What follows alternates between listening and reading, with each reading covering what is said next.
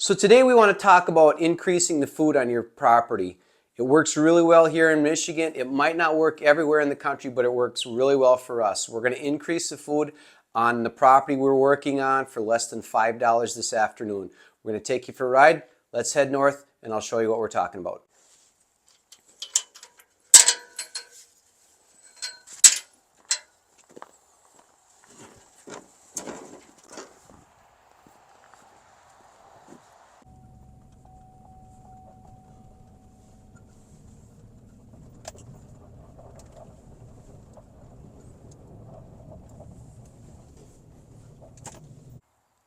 Now, most of you looking at this picture can understand what we're going to talk about today when we talk about increasing the food in your food plots. What we're going to do with $5 in two-cycle oil, some bar and chain oil, and some gas, we're going to use our chainsaw and take a lot of these popples down and create more food off our food plot, but still in the main destination area. That's how we're going to increase the production on our food plots, by taking some of these mows off this food plot during the day. We've got pictures of deer in here during noon because we're in upper Michigan, thousands of acres of big woods. There's not a lot of food plots. It's pretty heavy baiting area. But what I saw our food plots go through on this new piece of property this year, we need to triple, quadruple as much food as we can in the form of food plots, but we also need to increase the woody browse. And I think one of the best ones here in upper Michigan, and probably in the northern half of the country, if you've got it, is popple. Some people call it aspen. It's kind of a junky looking popple. It doesn't get really big. That's real prevalent in the swampy areas here in upper Michigan. Now, if you can look behind me and see, it's really open. This property was logged about 10, 11 years ago, and we've got pockets of really good regeneration. We've got pockets further back that we're going to have to work on that not much came back except weeds and grasses. It's kind of wet, low areas, so we're going to have to pick and choose what we plant and how we plant it. But what we're going to do today is we're going to go through this finger right here and get all these big popple. We're going to clear cut them. What I mean by that is we're taking them right off the stump. We're going to let them not, fall to the ground. There's not going to be any hinge cutting. You know, now one of the first things people will probably be saying is, why don't you turn that into a bedding area? Now, it's been dry up here for the last couple of years. I can walk through there. There's no standing water. But that's deceiving because it's been so dry. The water table's low here. So I really don't want to go spend the time and the effort to create a doe bedding area right off the food plot, although this finger is perfect for it. Okay. But I don't want to go through there, create that doe bedding area just to find out in August, when we get a lot of rain, if we do get the rains to come back, the water table's up where it normally is, that bedding area that I created is now underwater. So what we're going to do is we're going to create a bunch of food on this pocket. We've gone through and marked out some bedding areas. We've got one spot that I think that we can clear out. We can spray clethodim and get our forbs and forage growing in there as well. But basically, folks, what we're doing for $5 is we're going to try to put a lot more food on the table, not in the form of a food plot or food plot seed, but we're going to put popple on the ground, aspen, and we're going to create tons and tons of food through regeneration.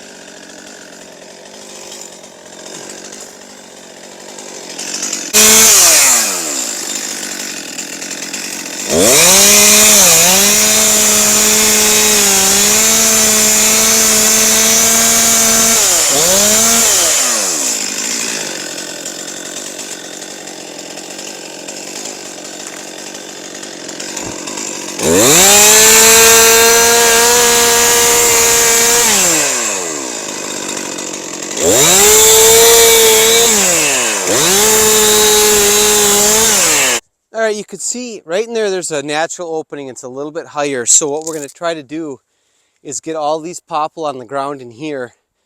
And then south is that way. So we want to definitely make sure there's no canopy over there. That's a little bit higher spot in there. We're going to drop some of our forbs and forage, as well as some cuttings that we have at home, hybrid popple, some willow. And the other thing we're going to do in amongst these, the tops here on the ground, is we're going to get some willow cuttings. As I drive home, there's so many willow cuttings in the ditch. I'm just going to grab a couple hundred of them and put them in amongst the treetops so the deer really can't get to them. That way in the next year or two, they're going to have more browse in here, as well as there's going to be cover. You can see how open it is now. Where I just got done cutting, it's actually starting to thicken up already. Even though I didn't hinge cut anything, we're not hinge cutting today. We're just cutting it right off at the stump. We're trying to create food. Now this is, all this right here is tag elder, and that hinge is really nice. You can see a main deer trail going right through here. We're going to try to make that even, enhance that more by cutting off these these tag elder. We're going to hinge them, kind of create a visual barrier, because honestly, you can see 200-300 yards once you get inside the woods off these food plots. We're just going to try to create a screen. We're going to come in here. Where I'm standing now was a fall forage plot, but we're looking west right now. As we go east towards the highway, we're going to clear that out. We're going to put this back in the RC Big Rock Switchgrass because it's a little bit lower ground. It's not water, but it's lower ground. RC Big Rock Switchgrass is going to do great. So we're going to kind of create a bedding area there, a bedding area back here. We're going to put bedding about 50 to 60 yards. You can see some cedars and balsam back in there. That's where they're bedding right now. Again, I think it's just too wet right here for them to lay down at any extended period of time, especially in the fall. In the summer they might. But that's what we're going to do here, is we're trying to put all these popples on the ground, try to do some sort of strategic location, dropping them, not entrapping the deer. But especially to the south, we want to open up the sun, get some forbs and forage planted in here, come in here and spray this a couple times, drop the forbs and forage, and then just kind of create more food off the food plot for the deer. All right, I'm not going to show 20 minutes of me running a saw. There's enough videos out there on how to run a chainsaw. I'm just showing you what we're starting to do in here. Now, this is the main trail that comes in and out of this area. So what I'm trying to do is put all the tops in one spot. Obviously, we're not hinge cutting. We might have to clean some of this up for them to get around in here. We got all the popple around here on the ground. I don't like the way these two are leaning. They're leaning the wrong way. Brandon with First Choice Food Plots is coming in a couple of weeks with his mulcher, and we're going to probably just push on the tree the way we want them to go. We want them all to stack up here, kind of create a little bit of structure, but I don't want logs and treetops laying all over the place in here. That's not what we're trying to do. What I want to do with this spot right here is, maybe when I'm done cutting, is come in with the mulcher and just hit it, just level it out, kill everything, start all new growth with the popple. And you can see we've got a bunch down here. There's a lot of sunlight back here now. You could see back past this point how it's 200-300 yards of openness. That's going to be a whole new discussion on how we're going to fill that in. But this is where the deer have been naturally walking in and out of this food plot. This food plot's going to be taken out of service and turned into bedding area, just because this piece of property was logged. The regeneration is just not there yet, and there's not a lot of cover. Now you can see back in here we got a bunch of popple, and again what I try to do is I try to stack the logs up, the brush, and create a brush pile there, a brush pile there, a brush pile here. I want them to move around freely because it's a feeding area. We're not trying to create a bedding area here. The ground's too low back here. You can see we've got standing water, and again, this is a dry year, so on a wet year this could be all water. But you know, I don't know if those stumps are too high. I just cut them at a comfortable level. We got a bunch more to go, but I thought I'm going to cut in here for now, let them eat on the tops, and then we'll come back. All these popple are all eventually going to be down, and this is going to be probably 1.5 acres of just solid popple shoots and a bunch of this tag elder right here. But there's nothing else growing. There's no ash growing. There might be one or two. We got hit hard with the emerald ash borer up here, but you can see back in here how open it is. We're going to work on that this spring and summer with some switchgrass and other plantings. But we do have a high spot I found. Let's see if I can see it. Right off this point. So I think what we're going to do is, it's about a foot higher than everything else. We're going to try to utilize that as a bedding area, put some screening around it, and then maybe some switchgrass on the edges, and then just see what naturally comes up. We'll spray clethodim a couple times and just let broadleaf come in there. Then obviously we'll have a trail out to the food plot through here. But that's the start of it. We got one ash tree right here that looks like it's still alive, but not a lot. There's an ash tree up here, just been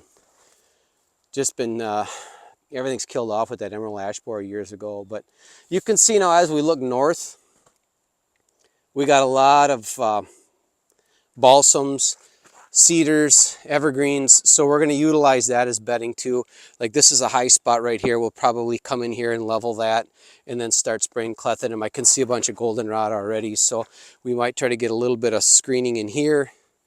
But as we look west and as we look south, it's really open. But this pocket on the north here, we're going to utilize a lot of cover, thermal cover. There's more bedding over there looking north right now than there is south. But this is what we're doing today. We're not creating bedding, we're creating food.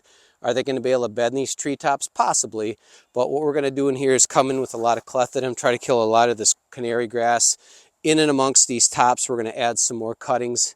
I've got, 3 dozen hybrid hybrid popple in my backyard, plus there's just hundreds and hundreds of willow cuttings available along the ditches in here. I think we're going to get some red osier dogwood from Brad Harper Growing Solutions. So that's what we're doing in here. This is how I think I ran the saw, a tank and a half of gas.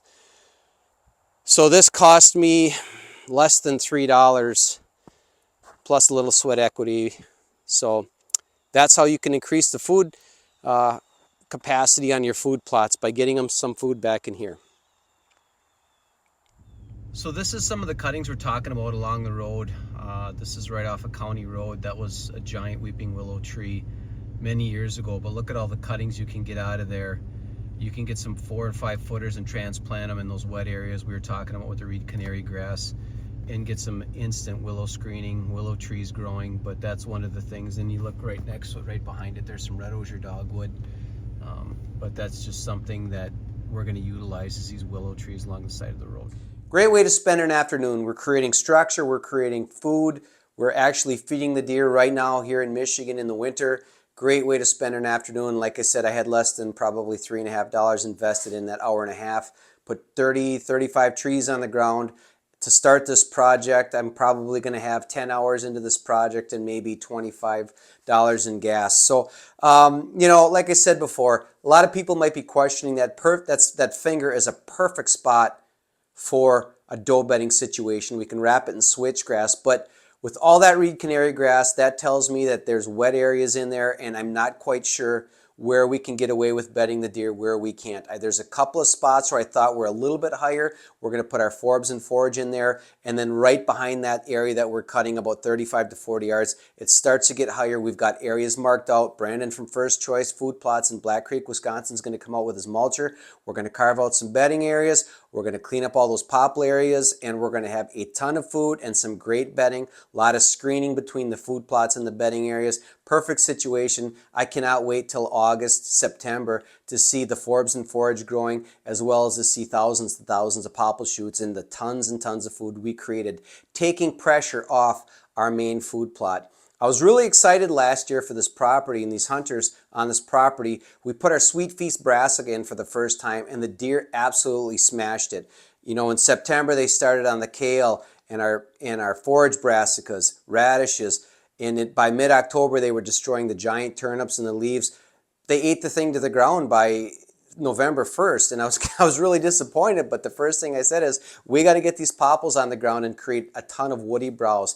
And the thing is, it's not like we're going 200 or 300 yards off the food plot. This finger and this particular cutting that we're doing is right on the food plot, so the deer are going to be right there. We're excited about this. Thanks for coming along, folks. We're going to take you all winter long on these projects with us. It might not be exactly food plot seed related, but it's whitetail related here in the Big Woods. I know some of you folks down south, this might not pertain to you. A lot of you folks down south use the hack and squirt method with the chemicals. I just think that if we did that here, it kind of be a waste. And what I mean by that is there's so much food in those popple treetops, okay? And if you think about Upper Michigan, it's brutally cold winters, it's deep snow. We don't have that this year. but it's going to come back. So by getting those treetops on the ground and making the brush piles, I'm creating a ton of food for the deer right now when they need it most. Plus, it's going to come back next year in the form of hundreds and hundreds of shoots. So it's a great method here. Northern half of the country, folks, if you want to create deer food for next year and take a little bit of pressure off your plots, fire up that chainsaw. It works great for us. Thanks for watching, folks. We'll see you in a few days.